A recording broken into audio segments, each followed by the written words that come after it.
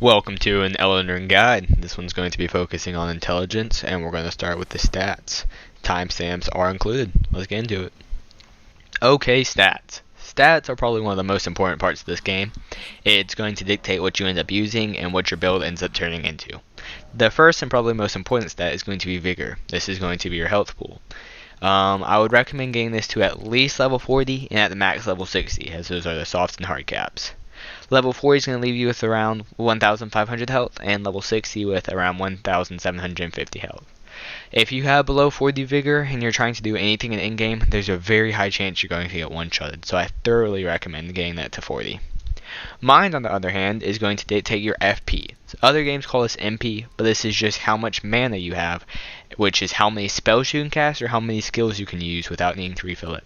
I recommend having around, at the least, 25, and at the most, 31, 33 mind for your build.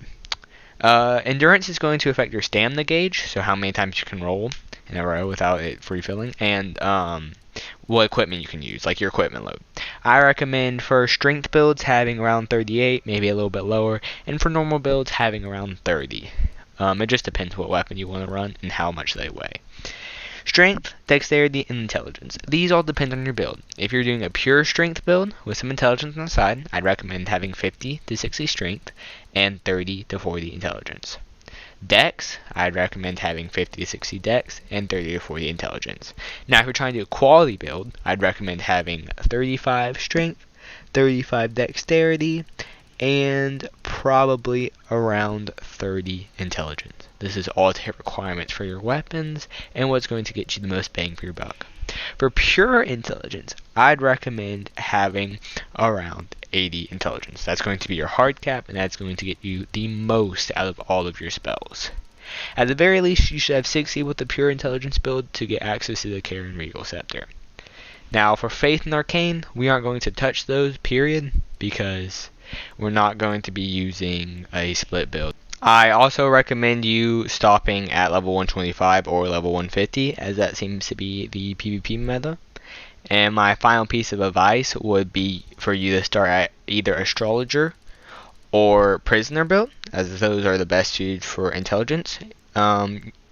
Picking which one between the two just depends on what you're going to be focusing on in this game.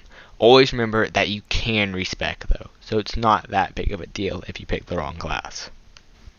Now let's get into some strength weapons. We're going to start with the Star Scourge Greatsword, which, as you can tell, has a normal colossal moveset one-handed with that amazing poke. Now, two-handed, this is actually going to have a unique moveset with two separate swords. It can be very good for PvP, as it has a different moveset from normal, and the weapon skill is devastating. The weapon skill is going to have a gravity pull, which pulls the enemy towards you, and then a slam, which will 99% of the time kill your enemy in PvP. It's also useful with the fact that you can actually roll out of the slam, which can be good if you need to change it up during a fight. Now let's talk about the Ruin's Greatsword. This is a PvE focused weapon. It still does have the colossal sword moveset, which is very good, even with that poke. But the Ash of War is a little bit predictable and can be easily dodged. It can do high damage, of course, which is why it's suited for PvE, and it is a solid weapon overall, though it does need 50 strength to use. The R2 also a signature, which of course is slow, so not good for PvP, but does good damage in PvE. Now we have the Royal Greatsword. This also has the colossal weapon moveset with the of course the amazing poke for PvP. The weapon skill is going to be a jump, a plunge, which you can hit enemies with a plunge, a jump, a plunge, and an explosion. The explosion does a lot of damage, so does the plunge. If you hit both, most PvP enemies are going to be dead. Next weapon is the normal Greatsword, of course, colossal weapon moveset. And the whole point of this is to show that most weapons can be embedded with Ash of Wars to be intelligence weapons. Waves of Darkness is a great Ash of War for this, and the Greatsword is a great weapon. Now let's talk about some of the better dexterity weapons. We're going to start out with the Death Poker. Now this is a great weapon for PvE. It has a normal Greatsword moveset, which isn't too good, but it has a decent R2. The main value that this weapon brings is the weapon skill. you can either let the bubble pop, create a bubble, click R1 and create a trail on the ground that damages enemies as they step on it, or create a bubble and then press R2 to pop it, dealing a lot of AoE damage. Another great dex weapon is Moonveil. Most of y'all have seen this before. This is a staple for intelligence builds. It scales very well with dex and very well with intelligence, which is why it's one of the best intelligence weapons of the game. It also has an absolutely insane weapon skill that has a crazy amount of range. This is going to be, you sheath it and then press R2 for a long beam coming out forward, or you sheath it and press R1 for a short beam horizontally forward. It does a lot of damage and is very good. And now we have our quality weapons. We're going to start with the Falling Star Beast Jaw. This actually scales evenly with strength and dexterity, even though it seems like a strength weapon. It has a decent moveset with a lot of overhead slams, as you can tell. It's one of the more average weapons in PvP. It's definitely good in PvE. The actual weapon attack, the moveset, isn't necessarily too good, and the weapon skill is pretty dodgeable. Now, the one good thing about this, though, is you can chain this weapon skill for a very long time. It costs a low amount of FP, and you can keep casting until you're out. Normally, you're going to run out of stamina before you actually FP, but it's still very useful, since you can honestly continue casting it and casting it and casting it until you mess up someone's timing and do some nice chip damage onto them. It's one of the better options out of the quality weapons, as there are really few. The next is going to be Lura's War Sickle. This actually scales evenly with strength, dex, and intelligence, all at C. This is going to be a very good weapon, my personal pick for the best quality weapon. It has a very good moveset, a lot of slashes, and a decent roll catch with the running R1. The weapon skill is also pretty good. It's going to give you a lot of range, as you actually are going to jump up and then you're going to slam down, as you can see here. So you jump up, you can hit off that, and then slam down, which is another hit, dealing a good amount of damage and helping you move forward. So it's good for space too. Now let's get into the pure intelligence weapons. We're going to start out with the Wing of Estelle. This is a curved sword, so it gets a great moveset and a special R2 that shoots out a beam in front of you. You can hold this for 2 and then hold a second for 2 more, or just hit it for 1. You can also hold it and then dodge out to get a signature strike. It has a decent roll catch and has a really good moveset. Now, I actually prefer using 2 of these. You will get a better moveset. When you hold the R2 and come out, you'll get a better roll. And one of the most important parts of this is the fact of the roll catch. This is absolutely insane and can catch most people out like crazy. The jumping attack is also another good option. Now let's move on to the weapon skill. As you can see, it creates a nebula that then explodes onto itself. This can be great for attacking and then trying to back up, creating some space, anything for catching people. Next, let's talk about the Dark Moon Greatsword. Now this is another pure intelligence weapon, and only really shines once you use its Ash of War. So you can see it's a greatsword and it has a normal greatsword moveset, which again is mediocre, with an odd R2. Now, when you actually use the Ash of War, it becomes obvious why you should use the actual weapon. It actually does more damage now, and it has more of a cold effect. Plus, as you can see with the R2s, it creates a beam. Now, this is another weapon that is better in PvE than PvP, because it's quite easy to dodge. Next, let's move on to some of the infusible weapons. Clayman's Magic Harpoon. Now, I personally love to run this with Bloodhound Step. It already has innate magic scaling, and using a Magic Ash of War on it makes it even more damage. It's a spear, so it has a good moveset and a decent roll catch. But it really does shine that you can have so much variety putting on any Ash of War. Again, Bloodhound Step is a very good choice because it gives you so many iframes. And as you can see with a spear, you get a really good poking attack off of it. Now, another one like this is going to be Lord Sworn Magic Greatsword.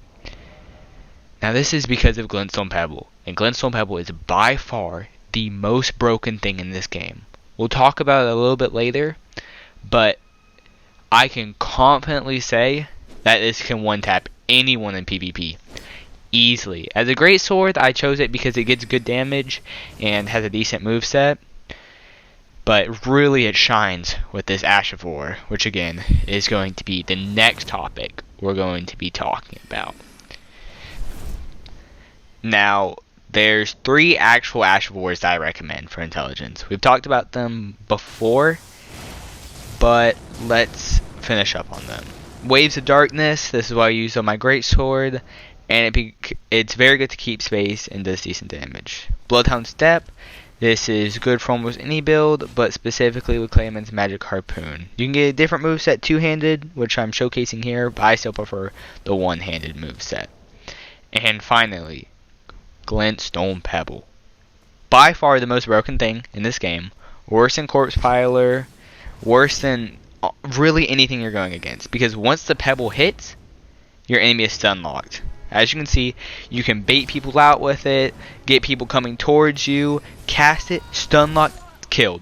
With a build base around this, I've easily seen more than 2,000 damage done.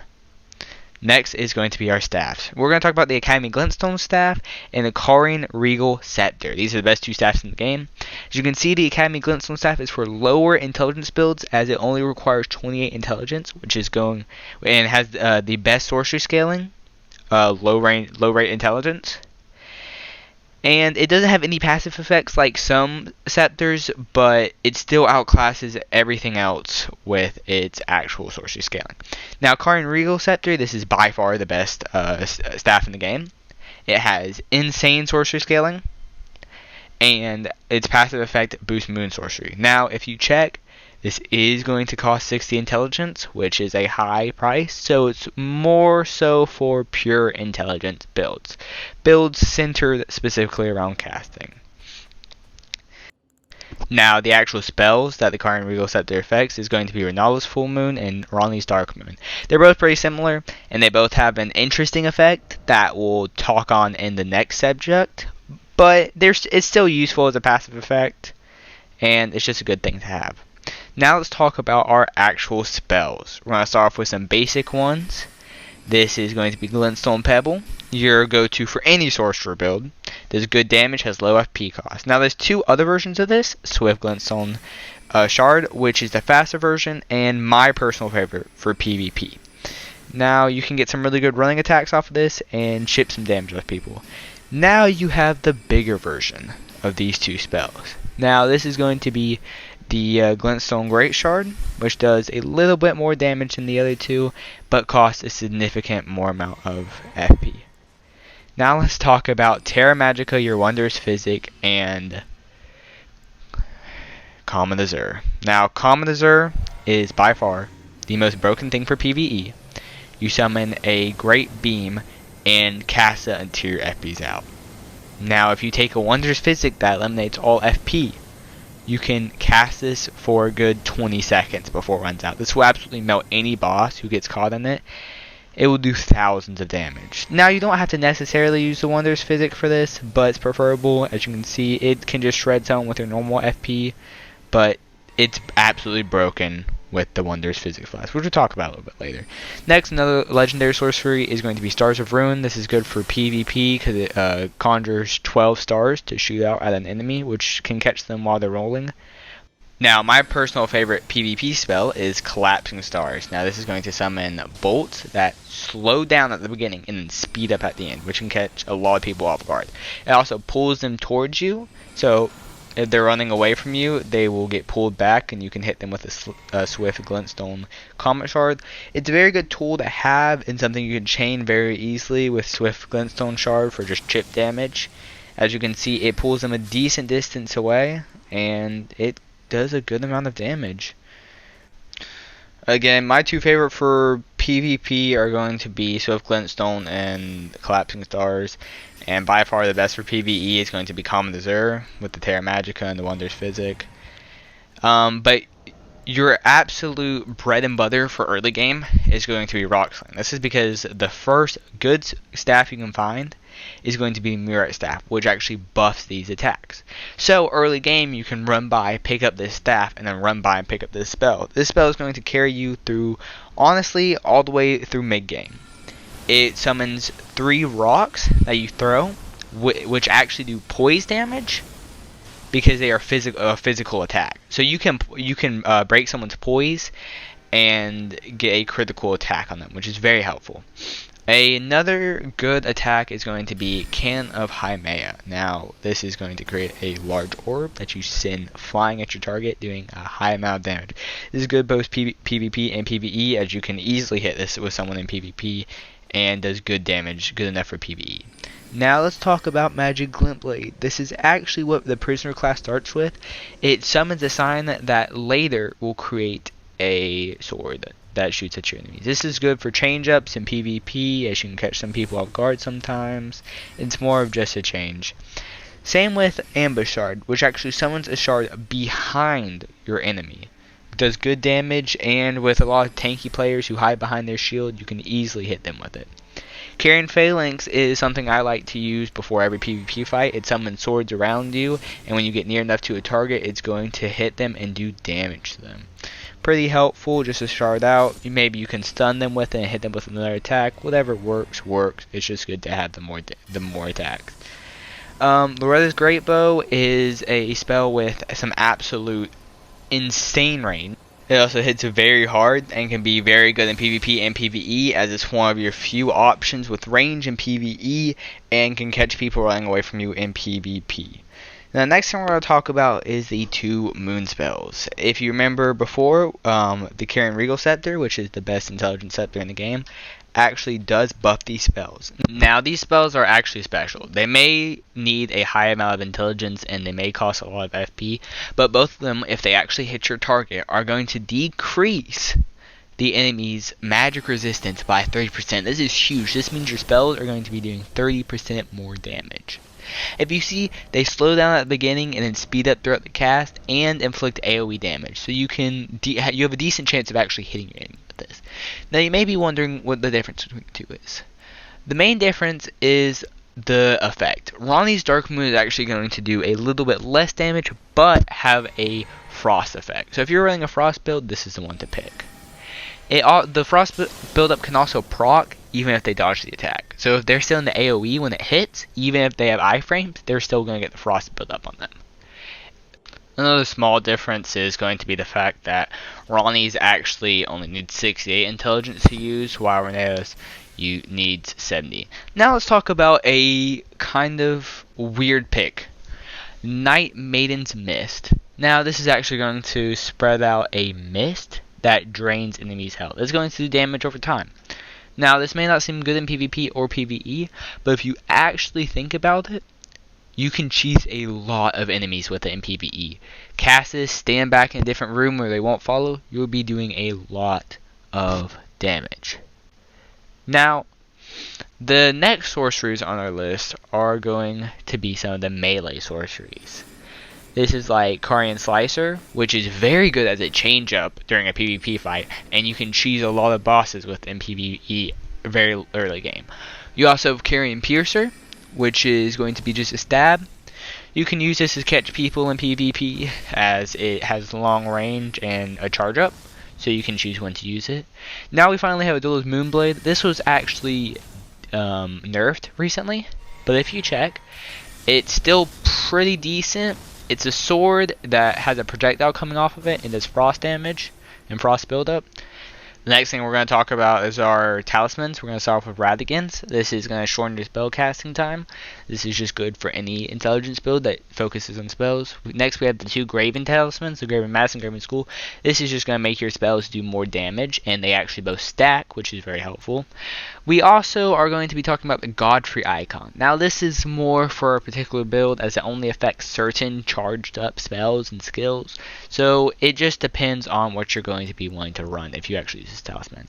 Now another one that I also thoroughly recommend is Warrior Jar Shard or Alexander's Jar Shard, which is going to increase your weapon skills damage.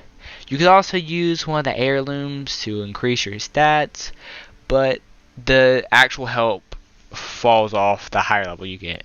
Also, something like Erdtree's Favor can be helpful, but it's not necessary. Now let's talk about your actual drip.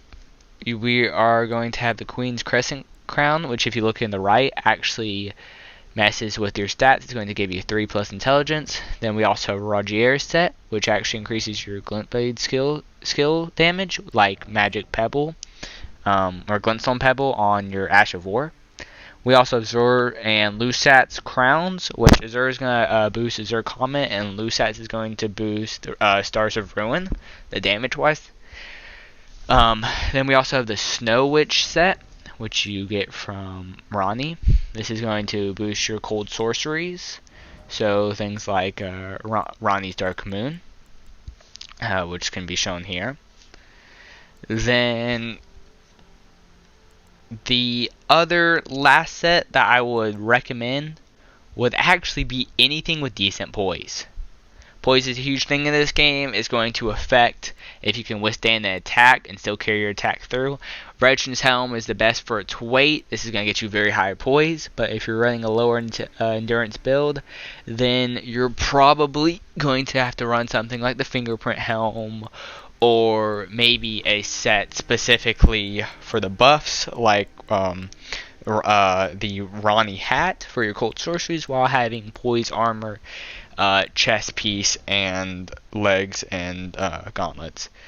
Most armor sets will do. It really just depends on your weight ratio. Such things like even the scaled armor is pretty good, pretty decent. You have the malform, that's alright. It just depends on how much weight you actually have left and what talismans you're running. If you're running like Erdtree's Favor, which is going to give you a little extra weight, it just depends on what you're mixing with things. Now let's talk about our Wondrous Physick. This is my personal favorite. This is going to be the Cerulean Hidden tier. This is going to eliminate all FP consumption. This is what makes Kama Azur so good, because you can hold it down for so long. You also have the Magic Shrouding Crack tier, which is going to boost your magic damage. So that's just overall good for anything, whether PvP, PvE, because you're just going to be doing more damage.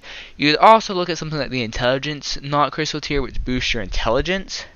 But this gets worse as you're higher level, because once you've hit the hard cap of 80, you're barely getting any stat return from this. I could also see you running anything like the Poise, or the Standard Regen, or just a basic other tier for the side for the bonus. But I personally would recommend using Cerulean Hidden tier and the Magic Crack tier for the best setup together. Now you may be wondering what quest lines you're going to have to do. One of the most important is going to be the Selling quest line, which is going to give you all of your spells early game. She is located very early in starting Limgrave area, and you have to complete her quest for an entire library of spells, which is going to give you a lot of your basic spells. During the quest, you're also going to get the two of the legendary sorceries, Lusat spells and Azur spell, which of course are very good to have. You're also going to get their armor set, which is good to have since they do boost the sorcery's damage. Now, you should also do Ronnie's questline, which you're going to find a little bit later in the game. This is going to actually end up getting to Blide's questline for some armor and a weapon, the Royal Greatsword. It's going to unlock Sylvius's questline, which is going to get you some extra little spells. And it's going to get you the Snow Witch set, and it's even going to get you the Ronnie Dark Moon, the Duelist Moonblade, which makes this questline necessary for any mage frost build. Now, it's also going to give you the Dark Moon Greatsword, which I showcased before. It's the one that turns into a different sword when you use the Ash of War, the weapon skill. This is good for a frost build. Same with the Royal Greatsword. This is just a really good strength intelligence weapon. One of my personal favorites. You can also do Rogier's questline. This is going to give you access to Glintstone Pebble, Carving Greatsword, Spinning Weapon. The main good one out of these three Ash of Wars is going to be Glintstone Pebble, as you've seen before, as for the one-taps. It's also going to give you access to a very strong weapon set if you want to use Glintstone Pebble. The Rogier weapon set, or armor set, is going to boost your Glintstone Sorceries, your Ash of Wars. This is going to make Lonesome Pebble do more damage, as I showed earlier. And it's just another easy questline to do. All you're going to have to do is get his bell bearing and his armor set, so just wait until he dies. You don't actually have to complete his entire questline, so it makes this simple little stop as you're progressing through your playthrough. Another really helpful quest, one of the most important, is probably going to be Alexander's, as this is going to boost your weapon skills. So for something like Moonveil, your Moonveil slash is going to do more damage, or something like Blide's weapon, where your slam is going to do more damage. It's just more DPS, which can never hurt in the build. And we're finished. You just watched 25 minutes of an intelligence guide. Thank you for staying with us. Make sure to like and subscribe if you enjoyed the content.